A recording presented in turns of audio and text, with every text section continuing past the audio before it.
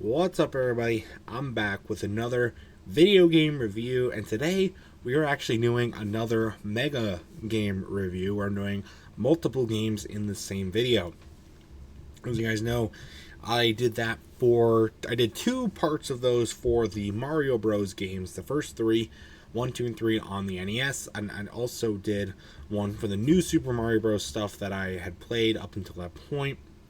So Wii, DS, I did 3D Land in that one, Luigi U, and regular Mario Bros. U, and I also did one more. I don't remember exactly what it's called. I remember what it was off the top of my head. This one's not a Mario one, though. In fact, it is a Sonic one. So LikunMiffery, once again, gifting me another DS game to play. He gifted me Sonic Classic Collection, which is a group of 6 Sonic games: Sonic the Hedgehog, Sonic the Hedgehog 2, Sonic the Hedgehog 3, Sonic and Knuckles, Knuckles and Sonic the Hedgehog 2, and Knuckles and Sonic the Hedgehog 3. So I was able to give all of those a try, and originally when I played them, before I played them, I originally wanted those to be their own reviews. But as I played them, I realized I didn't have enough to talk about in their own respective rights to make them their own videos. So I decided to do a mega grouping of it again, and since Sonic and Mario are big competitors, I guess now they're kind of more allies than anything because Nintendo basically bought all the Sega rights. I thought I would do a mega review of all of them for here. And you know what? Let's just do a little bit of everything here. So I'll kind of briefly run through them and kind of give my thoughts on the Sonic franchise, having played 6 of their games now. There is a 7th on. There's actually 2 more on the list, but those will probably be their own reviews since they're newer games. So, but these are like some of the original 6 back in the 90s on the Sega Genesis. So let's jump right into it. First off, Sonic the Hedgehog. I thought it was really simple controls, nostalgic music. I never played it much when I was younger, but I heard it a bunch, so I think it's very, very nostalgic for me. Simple controls. All you gotta do is move them. Sometimes you gotta jump. Sometimes you gotta jump on top of stuff. Pretty simple stuff. The game can get a little out of hand. All this is the case for all of them. It can get pretty out of hand. If you're moving too fast, you won't have time to react to jump over stuff or jump into stuff or collect everything. So you really just gotta keep your speed under control. Jumps become harder to land the faster you move, so you gotta worry about that. And it does feel like the game was made more for speedrunning purposes, though you got to be like very, very skilled and very coordinated. A lot of practice if you're trying to speedrun Sonic, but and also like a lot of enemies just seem to pop out of nowhere. And again, the faster you go, that's more of what you're going to expect. So, and being an older game, there really isn't much direction for a game like this. But there doesn't really need to be. The story, I mean, there is a story, but not really that well affected on. But, you know, it's there. Everybody knows the story of Sonic. I mean, come on. I thought the graphics for all 6 of the games look pretty good, even for today. I'll get to some more nitpicks about the other games later on. But I think they look decent, you know, what you'd expect from a 90s game, especially on today's standards. So most of the levels are pretty short, especially early on. But especially if you run full speed through them, they're not going to obviously take that long because you go pretty fast. But some of the later ones do have some interesting puzzles that you have to do that can make it longer.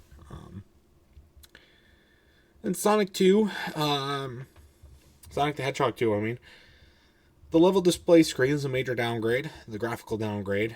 Otherwise, graphics are exactly the same. I guess this game's main gimmick was having tails in the game.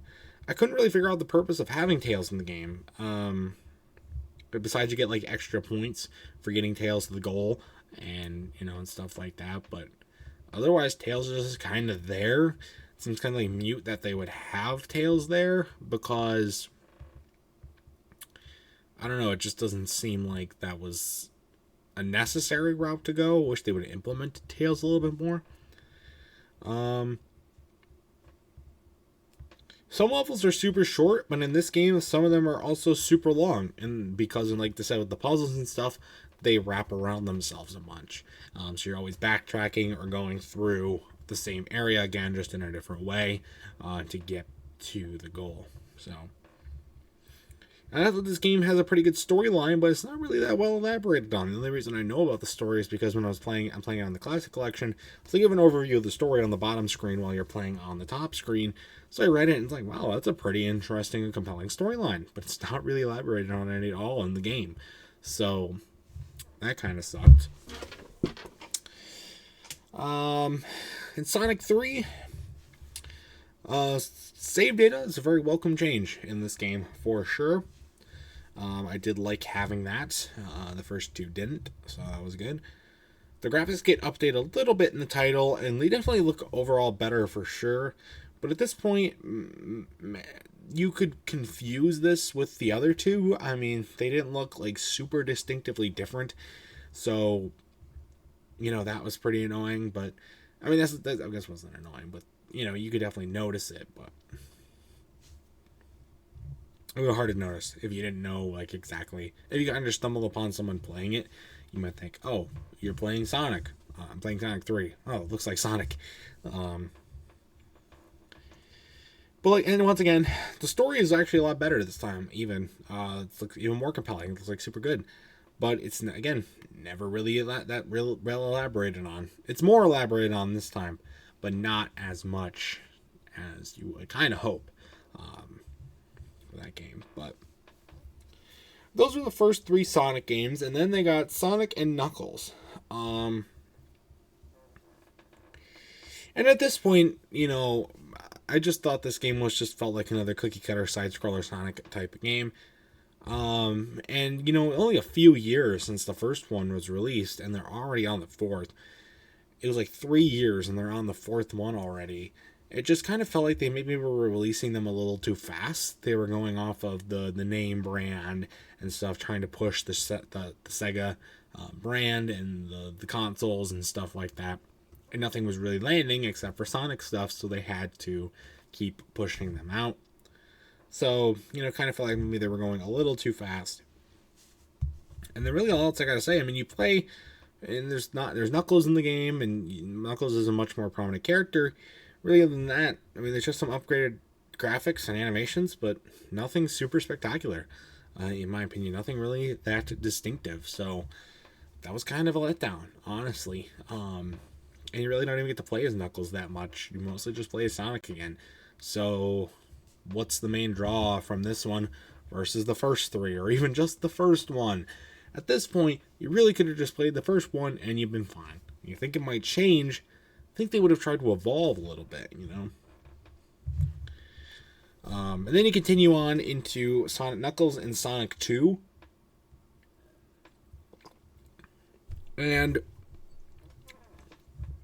with these next 2 games, it's basically once again Sonic. Well, basically you're playing Sonic again, Sonic 2 and 3, but you're playing as Knuckles. And so that means cookie cutter graphics, level design, enemies are pretty much all the same. But the only difference again is you play as Knuckles. I think it's cool to play as him, but he doesn't really do anything different than Sonic can. I mean, he moves about the same, jumps about the same. And with Knuckles, really the only thing you get with Knuckles is that you get different areas of the levels to explore in, and that's cool. You get a little bit of extra exploration.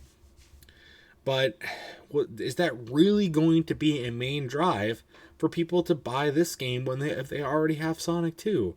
Personally, in my opinion, it wouldn't be. I wouldn't say that it really was. In my opinion. And also, you get the ability to go in water, but why are you able to go in water if it's almost impossible to swim. That's what I don't get. Like, if you're allowing us to go in water, you should make it be able to swim through the water instead of just fall straight to the bottom and drown while you're struggling to get back up on the ground. So that was kind of annoying. And then you get to Sonic Knuckles and Sonic 3. The game is very much advertised as, again, being able to play as Knuckles, but you can't play as him straight away. Why? This doesn't really make any sense as to why they let us do that. They wouldn't just let us play. And to me, the levels were the exact same as you'd see in Sonic 3, maybe with just a little bit more updated graphical changes. And that's really it. That's all my tidbits from the games individually. My overall thoughts about Sonic after playing all these games, I mean, they're fine. They're passable games. They're definitely fun to play one or two of them.